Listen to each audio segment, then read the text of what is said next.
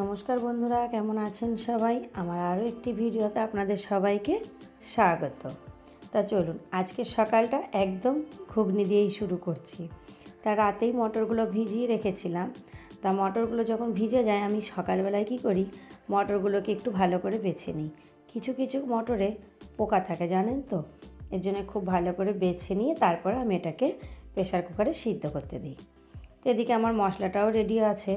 আমি একটু আদা, একটু রসুন, একটু টমেটো, অর্ধেকটা মতন পেঁয়াজ বেটে দেবো আর বেশ কিছুটা কুচিয়ে দেবো। আর এখানে মটরে আলুতে একটু জল দিয়ে, একটু লবণ, অল্প করে চিনি দিয়ে এটাকে সিটি মারতে দিয়ে দেবো, কারণ মটরটা সিদ্ধ হয়ে গেলে জলটা কিন্তু আমি ফেলবো না। আর আজকের ঘুগনিটা আমি বানাচ্ছি না। তা যাই হোক, আমার বড়ি একটু সাহায্য করছে।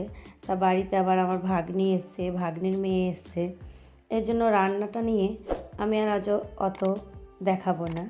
কারণ আজকে আবার একটু বিকালে আমাদের বাড়ির পাশে আর কি পুজো হচ্ছে, কালী পুজো হয়েছে।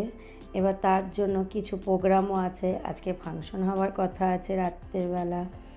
এবার তার আগে হচ্ছে মেয়ে আবার একটু ড্রয়িংয়ের ছিল ওদের কম্পিটিশান, সেখানে আবার আমার মেয়ে ফার্স্ট হয়েছে, সেই প্রাইজগুলোও দেবে ধরুন। এই জন্য একটু তাড়াতাড়ি করে অল্প কিছু রান্না করে নেব। আমি তো ডালটা এক সাইডে বসিয়ে দিয়েছি আর এক সাইডে ভাত বসিয়ে দিয়েছি। তা ভাতে আলু কটা দিয়ে দেবো, বেশ একটু পেঁয়াজ ভাজা, রসুন ভাজা, লঙ্কা, একটু ধনেপাতা দিয়ে আলুটাকে মেখে নেব আর এই একটু ডাল করে নেব। কালকেকার মাছ আছে কিছুটা রান্না করা ফ্রিজে, আর ভাবছি একটু ডিমের কারি করে নেব।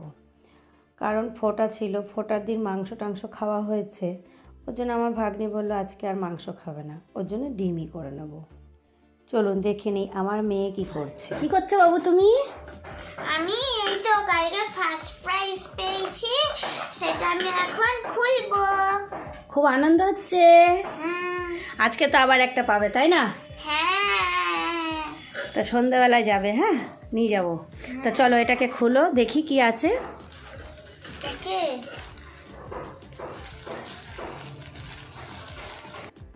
এইবার পুজোতে ও 3 জায়গাতেই আর কি ড্রয়িং কম্পিটিশনে নাম দিয়েছিল, আর 3টে জায়গাতেই কিছু না কিছু হয়েছে। তা কোনো জায়গায় ফার্স্ট, কোনো জায়গায় সেকেন্ড, কোনো জায়গায় থার্ড। তা একটা টাইমে সব প্রাইজগুলোই আপনাদেরকে দেখাবো।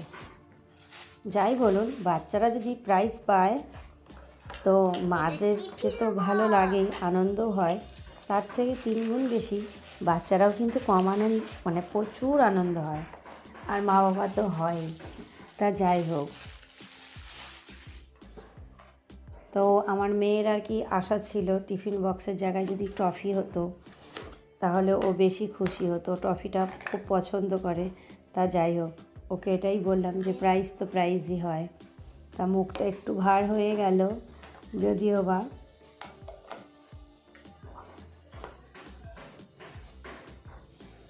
বাহ, খুব সুন্দর হয়েছে।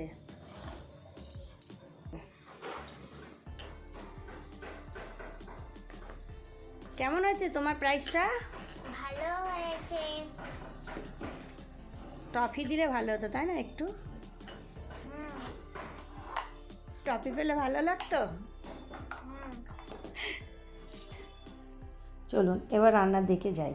তা আমি তো এদিকে ডালটাতে জল দিয়েই চলে গেছিলাম। তো ডালটা আমার ফুটে গেছে, এখানে এবার ফোড়নটা দিয়ে দেবো। ডালটা ওই ওভেনটাতে বসিয়ে, ওর এটা হচ্ছে বুধবারে পেয়েছে এই প্রাইজটা, আবার কালকেও পাবে। কালকে আবার ও রামপুরহাটের যে ড্রয়িংটা দিক করেছিল সেখানে ও থার্ড হয়েছে। তো ওটা আবার কালকে ওর বাবার সঙ্গে আনতে যাবে। তো সব প্রাইজ কটা একসঙ্গে আপনাদেরকে শেয়ার করব। তার আগে এটা জানবো যে পুজো সবাই আশা করি অনেক ভালো কেটেছে, কিন্তু এবার আমার একদম পুজো ভালো কাটেনি। কারণ প্রত্যেকটা বছর আমি বাবার বাড়ি চলে যাই কৃষ্ণনগর, ওখানে মা থাকে, আনন্দটা অনেক বেশি থাকে।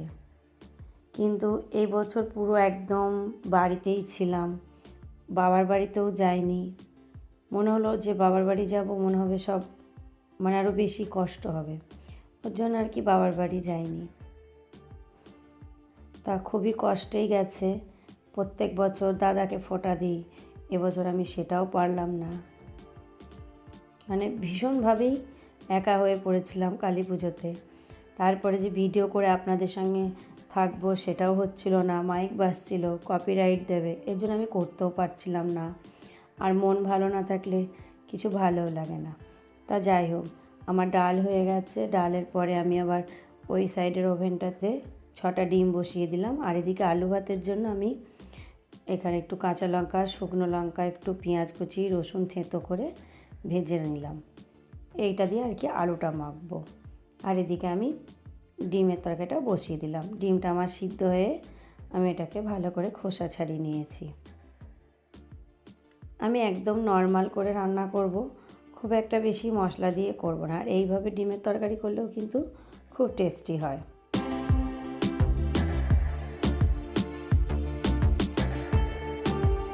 যে প্রাইসটা একটু আগে আমার মেয়ে আনবক্সিং করলো সেটা গতকাল হয়ে গেছে দেওয়া। তো আজ আবার এই রান্নাবান্না করে খাওয়া দাওয়া সেরে আবার মিনিমাম 6টা নাগাদ ওর বাবা ওদেরকে নিয়ে যাবে। ওখানে আবার একটা প্রাইজ আছে, যেটা থার্ড প্রাইজ, সেটা আপনাদেরকে কালকে দেখাবো পরের ভিডিওতে। এখন ওখানে কী দেবে জানি না। এবছরে পুজোতে শুধু ওই একটাই আনন্দ হয়েছে যে মেয়েটা আমার প্রাইজ পেয়েছে, এটা আমার সব থেকে খুব আনন্দ।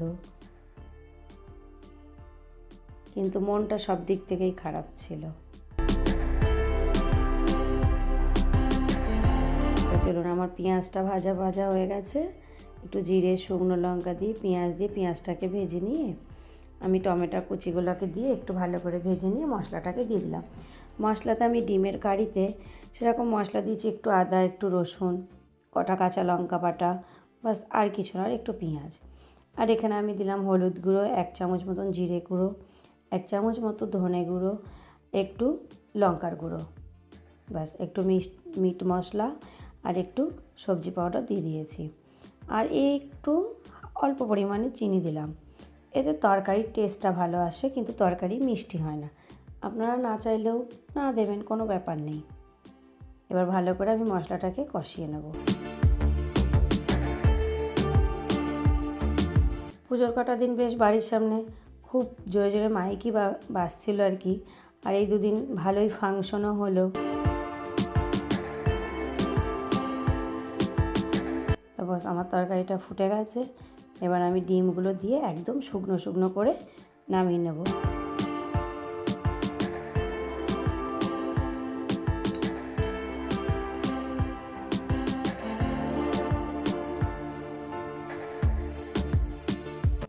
আর আমার ভিডিও যদি আপনাদেরকে ভালো লেগে থাকে অবশ্যই চ্যানেলটাকে সাবস্ক্রাইব করবেন, শেয়ার করবেন আর কমেন্ট করে জানাবেন।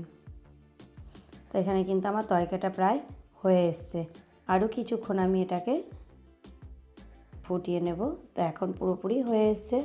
এবার নামাবার আগে আমি একটু ধনেপাতা দিয়ে দেবো, দিয়ে নামিয়ে নেব।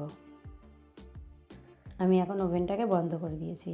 খুব সুন্দর কালারও এসছে এবং এটা কিন্তু খেতেও দারুণ হয়, জানেন তো। এইভাবে করে ফেলবেন অল্প মশলায়।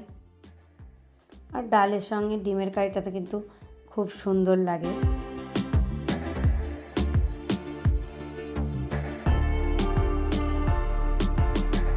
খুব ঝটপট খাওয়া দাওয়া সেরে বেরিয়ে যাব আবার বাড়ির পাশেই একটু অনুষ্ঠানে। বাইরের থেকে লোক আসবে ফাংশনের জন্য।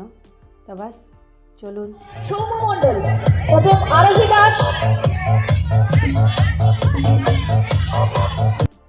এখানে প্রচণ্ড মিউজিক হচ্ছে, এর জন্য আর কি আমি পুরোটা দিতে পারলাম না, কারণ এখানে আমার মেয়েকে ডেকে নিয়েছে। আর ওই যে মঞ্চ আমার মেয়ে, যেখানে ও ফার্স্ট প্রাইজ নিচ্ছে, তা খুব সুন্দর লাগছে। সব থেকে ভালো আমাকে প্রচণ্ড পরিমাণে খুশি হচ্ছে যে আমার মেয়ে প্রাইজ নিচ্ছে। আর এর থেকে বেশি মা বাবার আর কি চায়।